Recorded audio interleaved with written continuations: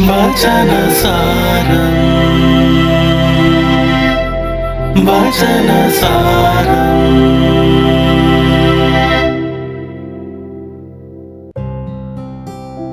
ഈശോയുടെ ഉത്ഥാനത്തിൻ്റെ ആദ്യ സാക്ഷിയായ മഗ്ദലന മറിയത്തെക്കുറിച്ചാണ് ഇന്നത്തെ വചനഭാഗത്ത് നാം ധ്യാനിക്കുന്നത്.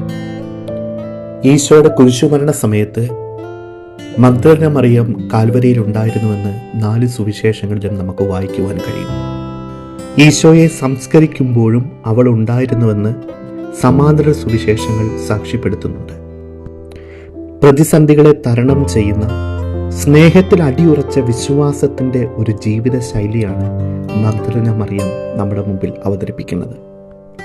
മരണത്തെക്കുറിച്ചുള്ള പ്രസംഗങ്ങളിലെല്ലാം ഈ നാളുകളിൽ നാം പറയുന്നൊരു കാര്യമുണ്ട്: സ്നേഹം ഒരിക്കലും അവസാനിക്കുന്നില്ല, സ്നേഹത്തിന് ഒരിക്കലും മരണമില്ല. ആഴ്ചയുടെ ആദ്യ ദിവസം തന്നെ അതിരാവിലെ കല്ലറയിലേക്ക് ചെല്ലുന്ന മഗ്ദലന മറിയം സ്നേഹത്തിന് മരണമില്ല എന്നുള്ള ഈ ഒരു സന്ദേശം നമ്മെ ഓർമ്മിപ്പിക്കുന്നുണ്ട്. ശൂന്യമായ കല്ലറ കണ്ട ഉടനെ അവൾ ഓടിച്ചെന്ന് അപ്പോസ്തലന്മാരെ ഈ വിവരം അറിയിക്കുകയാണ്. പിന്നീട് വചനം പറയുന്നതനുസരിച്ച് അവൾ ശൂന്യമായ കല്ലറയുടെ മുമ്പിൽ തന്നെ ക്രിസ്തുവിനെ അന്വേഷിച്ചുകൊണ്ട് നിൽക്കുന്നു എന്നാണ് നമുക്ക് മനസ്സിലാക്കുവാൻ കഴിയുക. തോട്ടത്തിൽ കണ്ട അവൾക്ക് അപരിചിതനായ വ്യക്തിയോടും അവൾ അന്വേഷിച്ചത് ക്രിസ്തുവിനെ കുറിച്ച് മാത്രമായിരുന്നു. വിശുദ്ധ മഗ്ദലന മറിയത്തിൻ്റെ മാധ്യസ്ഥത്തിന് ഈ കാലഘട്ടത്തിൽ പ്രാധാന്യമേറെയുണ്ടെന്ന് നമ്മൾ കരുതേണ്ടിയിരിക്കുന്നു.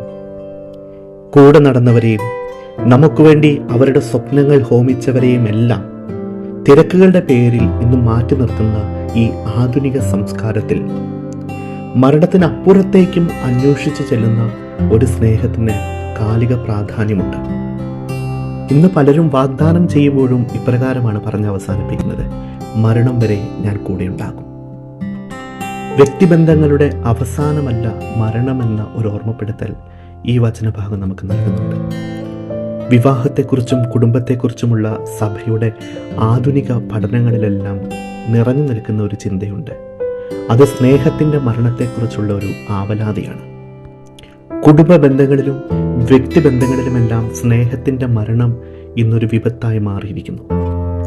ജീവിതത്തിൽ താല്പര്യമില്ലായ്മയും നിരാശയും ഏകാന്തതയും എല്ലാം കടന്നു വന്നുകൊണ്ടിരിക്കുന്നത് ഇതിൻ്റെ പരിണിത ഫലമാണെന്ന് മനഃശാസ്ത്ര പഠനങ്ങൾ തന്നെ തെളിയിച്ചുകൊണ്ടിരിക്കുന്നു. കണ്ണുനീരിൽ കാഴ്ചകൾ മങ്ങുന്നതിന് മുമ്പേ സ്നേഹത്തിൻ്റെ സുവിശേഷത്തിന് വേണ്ടി ചെവി കൊടുക്കുവാൻ നമുക്ക് കഴിയണം. മറിയം എന്ന് അവളെ പേര് ചൊല്ലി ക്രിസ്തു വിളിക്കുന്ന നിമിഷത്തിൽ തന്നെ അവൾ തൻ്റെ ഗുരുവിനെ തിരിച്ചറിയുകയാണ്. അവളുടെ ജീവിതത്തിന് നിരാശയും വേദനവും ദുഃഖവുമെല്ലാം ഇല്ലാതാവുകയാണ്. നല്ല ഇടയനെക്കുറിച്ചുള്ള വചനഭാഗമാണ് ഇവിടെ തെളിഞ്ഞു നിൽക്കുന്നത്. ഞാൻ നല്ല ഇടയനാണ്, നല്ല ഇടയൻ ആടുകളെ പേര് ചൊല്ലി വിളിക്കുന്നു, നല്ല ഇടയൻ ആടുകൾക്ക് വേണ്ടി ജീവൻ ബലി കഴിക്കുന്നു. പേര് ചൊല്ലി വിളിക്കുന്ന, ജീവൻ പോലും നൽകുവാൻ കഴിയുന്ന വിധത്തിൽ നമ്മെ സ്നേഹിക്കുന്ന ഒരു ദൈവം നമ്മുടെ കൂടെയുണ്ടെന്ന് തിരിച്ചറിയുക.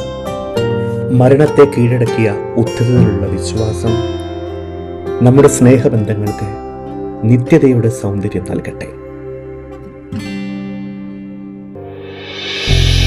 വചനസാരം വചനസാരം.